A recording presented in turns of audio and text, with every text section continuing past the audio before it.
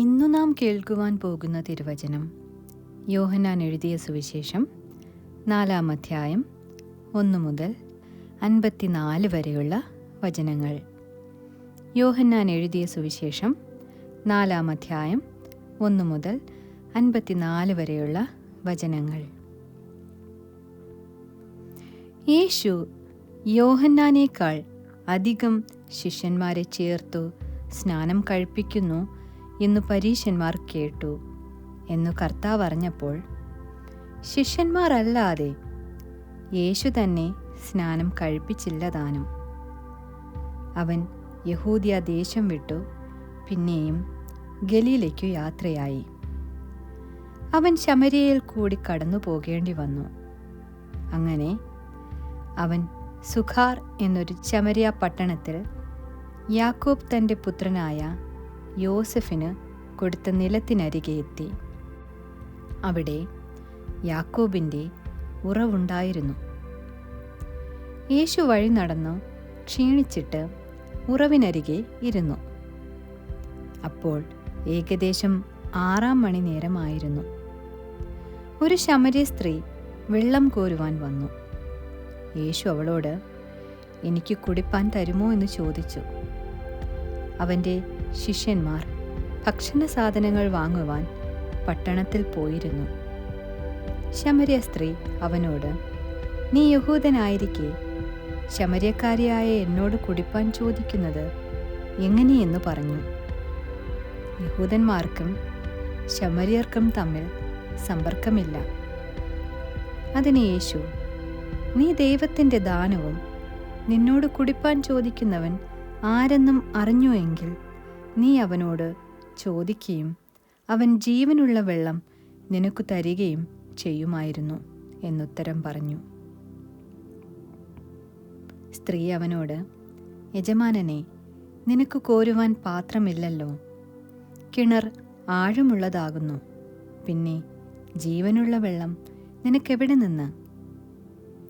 നമ്മുടെ പിതാവായ യാക്കോബിനേക്കാൾ നീ വലിയവനോ? അവനാകുന്നു ഈ കിണർ ഞങ്ങൾക്കു തന്നത്.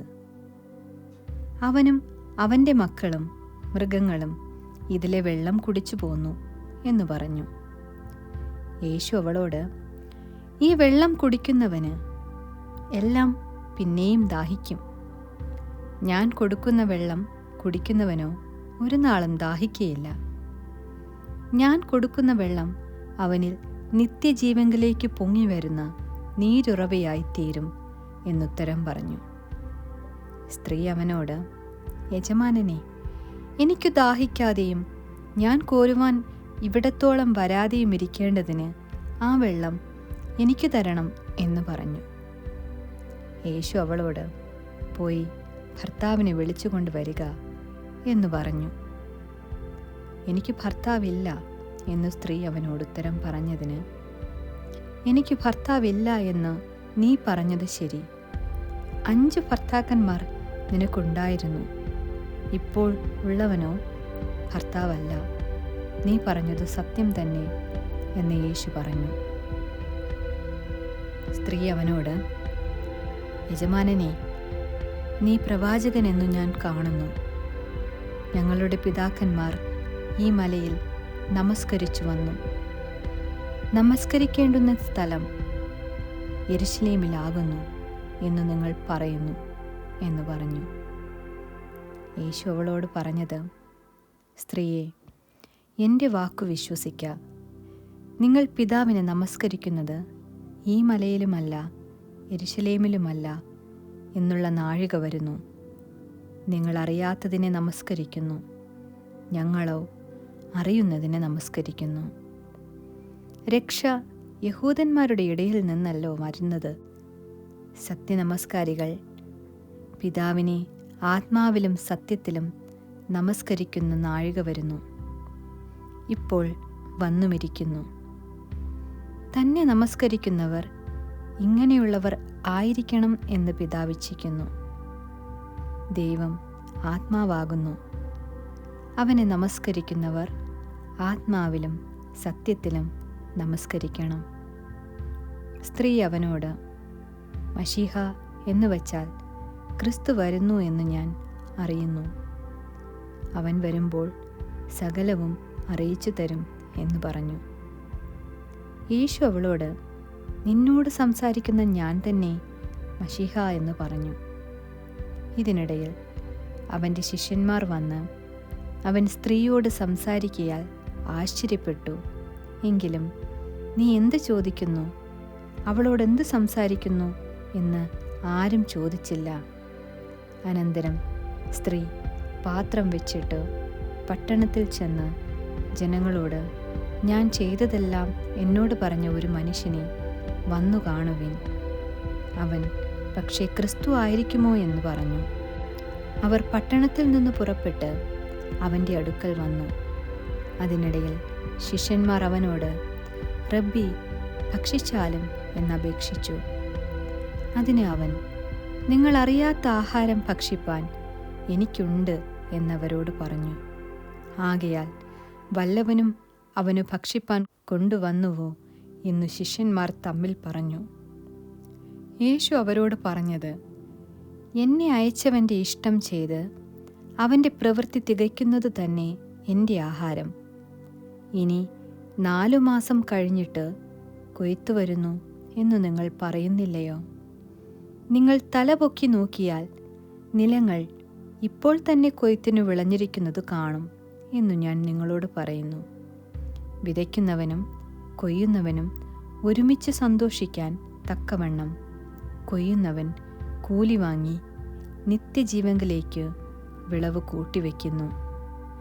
വിതയ്ക്കുന്നത് ഒരുത്തൻ, കൊയ്യുന്നത് മറ്റൊരുത്തൻ എന്നുള്ള പഴഞ്ചൊല്ല് ഇതിലൊത്തിരിക്കുന്നു. നിങ്ങൾ അധ്വാനിച്ചിട്ടില്ലാത്തത് കൊയ്യുവാൻ ഞാൻ നിങ്ങളെ അയച്ചിരിക്കുന്നു. മറ്റുള്ളവർ അധ്വാനിച്ചു, അവരുടെ അധ്വാന ഫലത്തിലേക്ക് നിങ്ങൾ പ്രവേശിച്ചിരിക്കുന്നു.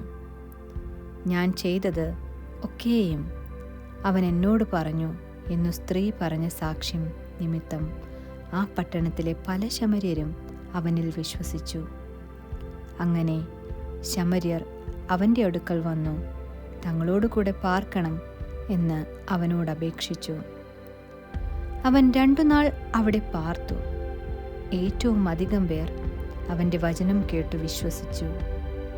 ഇനി നിന്റെ വാക്കുകൊണ്ടല്ല ഞങ്ങൾ വിശ്വസിക്കുന്നത്, ഞങ്ങൾ തന്നെ കേൾക്കുകയും അവൻ സാക്ഷാൽ ലോകരക്ഷിതാവ് എന്ന് അറിയുകയും ചെയ്തിരിക്കുന്നു എന്ന് സ്ത്രീയോട് പറഞ്ഞു.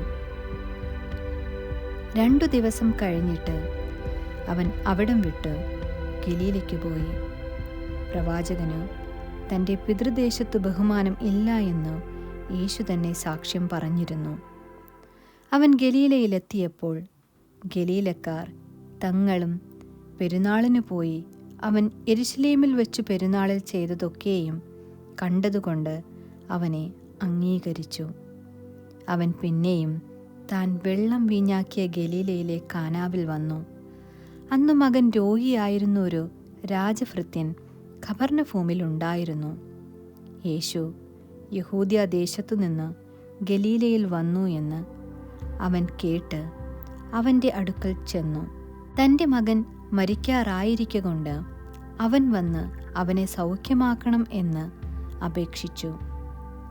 യേശു അവനോട്, നിങ്ങൾ അടയാളങ്ങളും അത്ഭുതങ്ങളും കണ്ടിട്ടല്ലാതെ വിശ്വസിക്കയില്ല എന്നു പറഞ്ഞു. രാജഭൃത്യൻ അവനോട്, കർത്താവേ, പൈതൽ മരിക്കും മുൻപേ വരണമേ എന്നു പറഞ്ഞു. യേശു അവനോട്, പൊയ്ക്കൊള്ളുക, നിന്റെ മകൻ ജീവിച്ചിരിക്കുന്നു എന്ന് പറഞ്ഞു. യേശു പറഞ്ഞ വാക്കു വിശ്വസിച്ച് ആ മനുഷ്യൻ പോയി. അവൻ പോകയിൽ അവൻ്റെ ദാസന്മാർ അവനെ എതിരേറ്റ് മകൻ ജീവിച്ചിരിക്കുന്നു എന്ന് പറഞ്ഞു. അവനു ഭേദം വന്ന നാഴിക അവരോട് ചോദിച്ചതിന് അവർ അവനോട്, ഇന്നലെ 7 മണിക്ക് പനി വിട്ടുമാറി എന്ന് പറഞ്ഞു. ആകയാൽ നിന്റെ മകൻ ജീവിച്ചിരിക്കുന്നു എന്ന് യേശു പറഞ്ഞ നാഴികയിൽ തന്നെയെന്ന് അപ്പൻ ഗ്രഹിച്ചു. താനും കുടുംബവും ഒക്കെയും വിശ്വസിച്ചു.